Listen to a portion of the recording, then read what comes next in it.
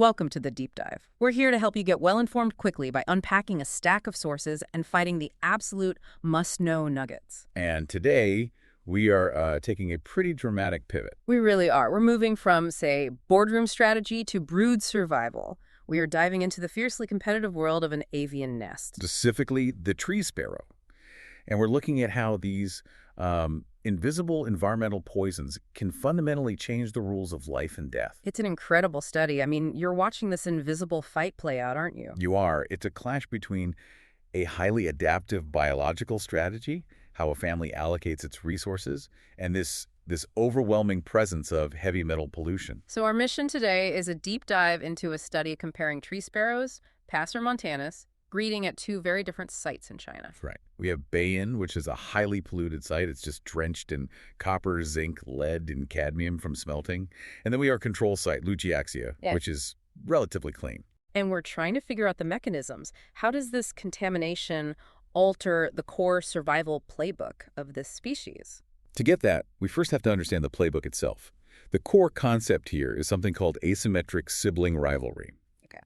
See, sparrows, like a lot of birds, use what's called asynchronous hatching.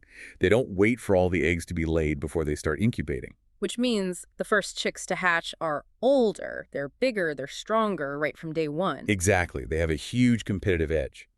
The first hatched are the core offspring, the advantaged ones. They get first dibs on food, on warmth. On everything. On everything. And the last hatched, they're the marginal offspring. They're always playing catch-up. It's a natural, very resource-efficient hierarchy. So if that hierarchy is the natural state of things, the big question is, how does heavy metal pollution just completely shatter this fundamental strategy? And what happens when that natural advantage of being the core is basically neutralized? Before we jump into the data, maybe we should ask, why the tree sparrow? I mean, why is this our chosen model for this kind of environmental disaster movie? It's a great question. Their ubiquity helps, for sure. But there are really three key things that make Passer montanus a perfect bioindicator. Okay. One, they're widely distributed. Two, and this is crucial, they're sedentary. They stay put. So the metals you find in their bodies are a direct reflection of that specific location. It's not noise from somewhere else. Precisely. And third, they integrate a lot of contaminants through their diet, so they sort of fast-track the stress response for us. They show us what's happening in the population very quickly. Okay, so let's start with the most fundamental investment a mother can make. The egg itself. What was the immediate baseline finding on egg quality? The initial finding was pretty stark. It suggested an immediate physiological cost to living in Bayan. The average egg mass was just significantly lower at the polluted site. So smaller eggs? Simply smaller, heavier eggs at the unpolluted site, whether they were core or marginal. It's the first clue that the heavy metal pressure is just degrading maternal and egg quality across the board. And when you say decreased quality, we're not just talking size, are we? We're inferring things like thinner eggshells, maybe lower nutrient levels. Exactly. The heavy metal burden is forcing the mother to divert her energy. Yeah. Instead of building a perfect egg, she's fighting off toxins, or maybe her own nutrient reserves are just compromised. Now, this is where we get the first real nugget of surprise. It kind of flips the whole dynamic of the nest on its head. Right. In a healthy environment, you'd expect the mother to prioritize those first eggs, right? To create more core offspring. That's the standard strategy. You want more of your high-potential chicks. But what did they find when they actually counted the core versus marginal eggs at the polluted site? This is where it gets strange. The pollution almost seems to invert the natural structure. At the clean site, you had significantly more core eggs than marginal eggs.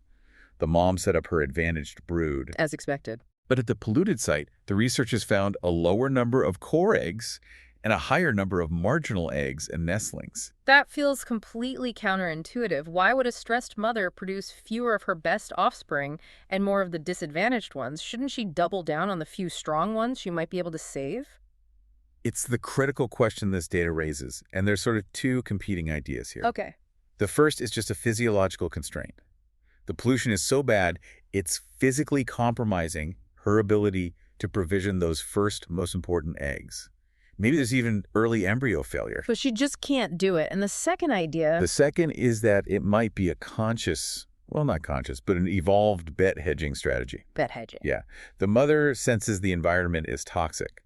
So instead of sinking a huge amount of energy into a few high-value eggs that are likely to be contaminated anyway, She spreads the risk, She allocates fewer resources, sort of more thinly, across a larger number of later eggs. hoping that one of them just might get lucky and survive, rather than making a massive, failed investment in a core egg she knows is probably doomed. It's fascinating. It turns her reproductive strategy from this, targeted investment into a scattershot approach when she's under duress. And we can actually see the evidence of this resource drain in the eggshells themselves, which brings us to a visual clue. The spotting. The eggshell spots, the little red-brown freckles that you'd think are just cosmetic. Anything but. Eh. That color comes from pigments called protoporphyrins. Yeah. And you can think of protoporphyrin as the structural rebar for the eggshell. Rebar, so it adds strength? It has mechanical strength, it acts as a cushion, it makes the shell more resistant. And that's absolutely vital if the shell is already thinner because the mother is stressed. So, in a healthy, unpolluted nest, the study showed the core eggs were significantly darker, more red-brown, more spots. They were structurally superior. Yes. The mother puts her best armor on her best investment. But at the polluted site, that advantage just vanished. It was gone. The spotting and color advantage that should have been protecting the core eggs was way less obvious, or, in some cases, entirely absent. The mother's ability to even create these protective pigments was being directly hindered by the contamination. The first line of defense was already broken. So if the egg's armor is compromised and the whole maternal investment strategy is broken, what happens when these chicks actually hatch? Let's talk about the physical toll. The deficits are immediate. I mean, they're pervasive. When you measure things like body mass, wing length, tarsus length, which is a key bone for skeletal development, the nestlings at the polluted site were just smaller. Across the board. Across all measurements at all age checks, 1, 5, and 10 days old. They are physically stunted right out of the egg. The environment is just limiting their potential from the very beginning. But there was a nuance in the data about growth rate, wasn't there? Something that suggests they aren't just giving up. Yes, this is that intriguing compensatory mechanism. While they were smaller overall, the nestlings at the polluted site actually showed a higher body length growth rate. Higher growth rate. Yes, higher than the chicks at the unpolluted site. Not for weight, not for wings, but specifically for body length. What does that tell us? Are they trying to race against the poison?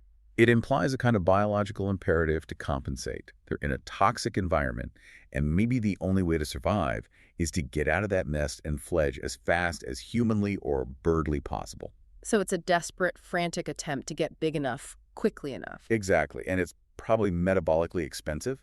They're likely sacrificing muscle mass or fat reserves just to achieve that critical minimum size. It's an acceleration response to extreme stress. Let's talk about the ultimate cost then, mortality. The data here is, well, it's incredibly clear about the danger. It's absolutely clear. The proportion of nests where at least one chick died was dramatically higher in Bayan. But what's really telling is the pattern of death. How so? In the unpolluted area, mortality peaked once. Yeah. Just once, between 7 and 9 days old. Which is when you'd expect it, right? When competition for food is at its most intense. Right. It's a clean, competitive cull. But at the polluted site, mortality peaked 3 separate times. 3 times. Early on, around 4 to 6 days. Mid-development, around 8 days. And then late, at 12 days old. This suggests the stress isn't a single hurdle they have to clear. It's a persistent, recurring poison. They survive one phase only to be hit by developmental failures later on. And who is paying the ultimate price in this struggle? It has to be those marginal offspring. They're the canaries in this coal mine, absolutely. Yeah. While the marginal late-hatch chicks had a higher mortality rate at both sites, that's the traditional hierarchy at work, the difference in the polluted site was just devastating. How bad was it? The mortality rate of marginal nestlings in that heavily contaminated area was nearly 50%. 50%. 1 out of every 2. The initial disadvantage of hatching last is just magnified by the pollution to the point where it's almost a death sentence. This brings us to what I think is the core intellectual puzzle of this whole thing, the pollution paradox, and how this toxic environment fractures the most basic link there is. The one between a mother and her young. Exactly. In a healthy world, that maternal investment is everything. It's the foundation. At the unpolluted site, the study found that the initial egg mass was a powerful predictor of success. A big, well-provisioned egg meant a bigger, better-developed chick at 1 day, 5 days, even 10 days old. Resources translate directly into success. But the polluted site it shatters that covenant. Entirely. This is the pollution break.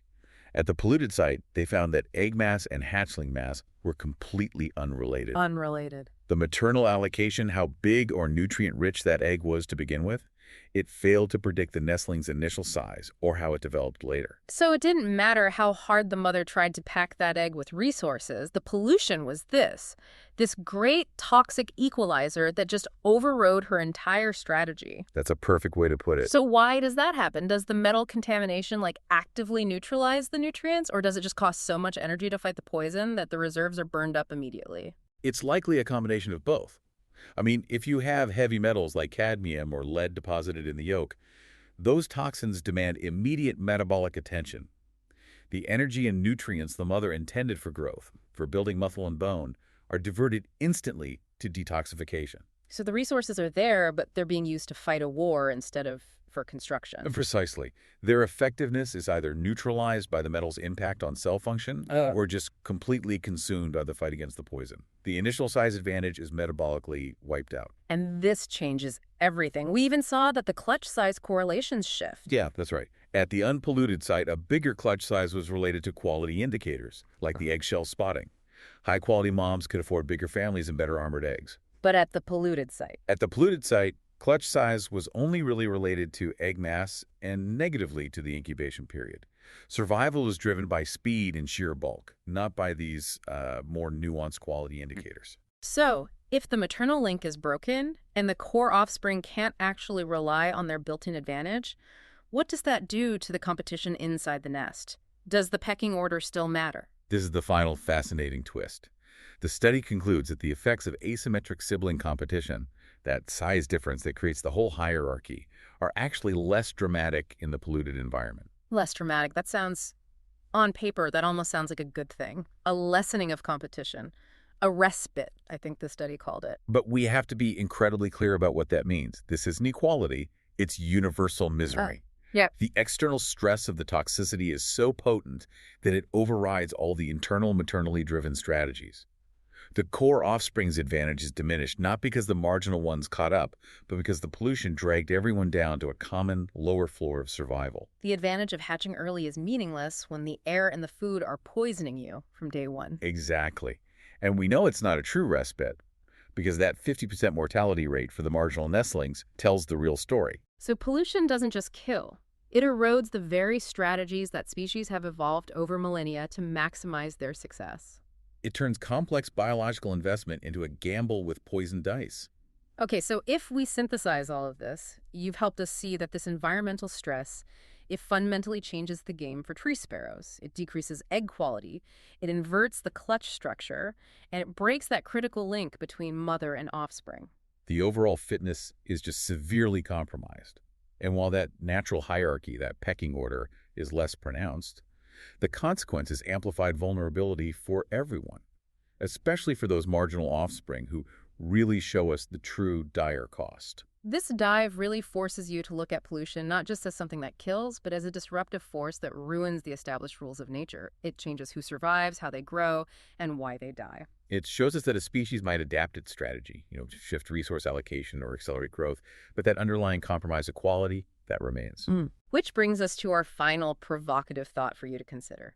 Since the natural advantage of those core eggs, the extra resources, the stronger shell, is so diminished by pollution, if sparrows continue to persist and adapt in these toxic environments, will natural selection eventually favor strategies that reduce or maybe even eliminate asynchronous hatching altogether? Could they evolve to a point where the core and marginal distinction just disappears? Exactly. Or will they evolve a new mechanism to actively protect the integrity of that crucial core egg, to sort of reestablish the natural hierarchy, even in the face of all this stress? It's a biological race against toxicity that's playing out right now in every single nest.